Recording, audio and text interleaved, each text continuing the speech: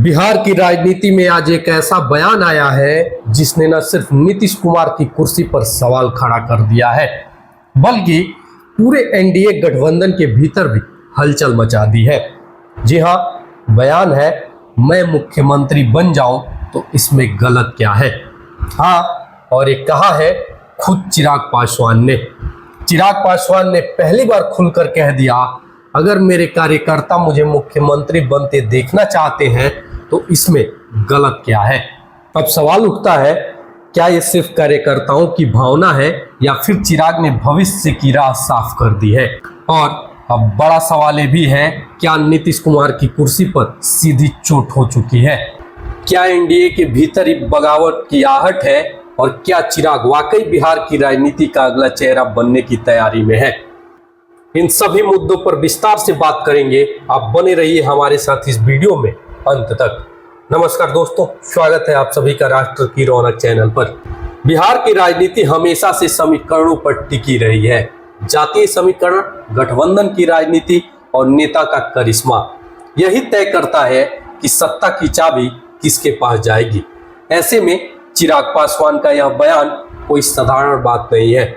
जी हाँ, एनडीटीवी को दिए एक इंटरव्यू में चिराग ने पहली बार खुलकर कहा कि अगर उनके कार्यकर्ता चाहते हैं कि वो मुख्यमंत्री बने तो इसमें गलत क्या है। यहाँ गौर करने वाली बात यह है कि चिराग ने इसे सीधे अपने समर्थकों की भावना से जोड़ा। उन्होंने कहा कि जैसे मैं चाहता था कि मेरे पिता रामविलास पासवान बिहार के मुख्यमंत्री बने, वैसे ही मेरे कार्यकर्ताओं को भी हक है कि वो मुझे ऊंचे पद पर देखें। यानी साफ है कि चिराग खुद को सिर्फ एक सांसद या गठबंधन के छोटे पार्टनर तक सीमित नहीं देख रहे हैं, वो बिहार की राजनीति में बड़ी भूमिका चाहते हैं। अब सबसे बड़ा प्रश्न, क्या ये बयान नीतीश कुमार की कुर्सी के लिए चुनौती है। जी हाँ, चिराग ने साफ कहा कि मौजूदा वक्त में एनडीए ने फैसला कर लिया है कि चुनाव नीतीश कुमार के नेतृत्व में ही लड़ा जाएगा। यानी फिलहाल वो कोई बगावत नहीं कर रहे हैं। लेकिन इस बयान में छिपा संदेश ये है कि भविष्य में अगर हालात बदले तो चिराग खुद को सीएम फेस के तौर पर प्रोजेक्ट करने से पीछे नहीं हटेंगे। और यही बात सोशल मीडिया पर आग की तरह फैल गई। लोग सवाल पूछ रहे हैं, क्या नीतीश कुमार की कुर्सी अब सुरक्षित नहीं है। चिराग पासवान ने यह भी जोड़ा कि गठबंधन धर्म का पालन करना सबसे जरूरी है। सीट बंटवारे पे पूछे गए सवाल का जवाब भी उन्होंने बड़ी चालाकी से दिया। उन्होंने कहा कि सीटों की संख्या सार्वजनिक करना सही नहीं होगा, लेकिन भरोसा जताया कि उनकी पार्टी हर हिस्से में प्रभाव रखती है। यानी चिराग का दावा है कि वो सिर्फ एक जाति या इलाके तक सीमित नेता नहीं है। उन्होंने अपनी पार्टी की तुलना नमक से की। कहा, जैसे सब्जी बिना नमक अधूरी होती है, वैसे ही बिहार की राजनीति बिना लोक जनशक्ति पार्टी अधूरी है। तो ये लाइन सुनकर साफ है कि चिराग अपनी पार्टी की ताकत को कम करके आंकने वालों को सीधा संदेश देना चाहते थे।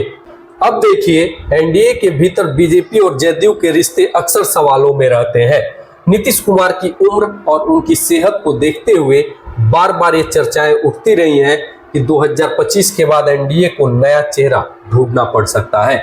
चिराग के इस बयान ने उस चर्चा को हवा दे दी है। भले ही चिराग आज कह रहे हो कि गठबंधन का फैसला सर्वोपरि है, लेकिन कल अगर नीतीश राजनीति से पीछे हटते हैं तो सबसे पहले सीएम की कुर्सी की दौड़ में कौन कूदेगा, तो इसका जवाब है चिराग पासवान। चिराग का यह बयान आते ही सोशल मीडिया पर प्रतिक्रियाओं की बाढ़ आ गई।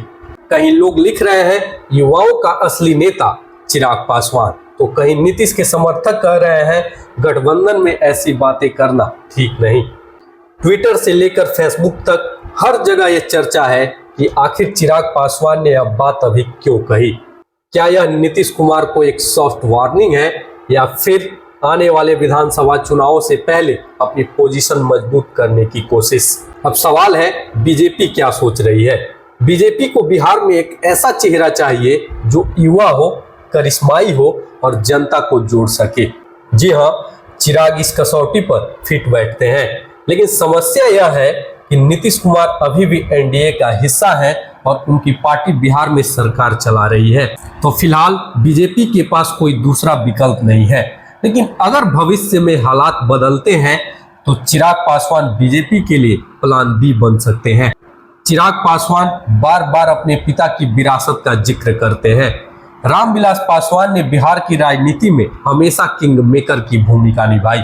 चिराग पासवान उसी पथ पर चलना चाहते हैं।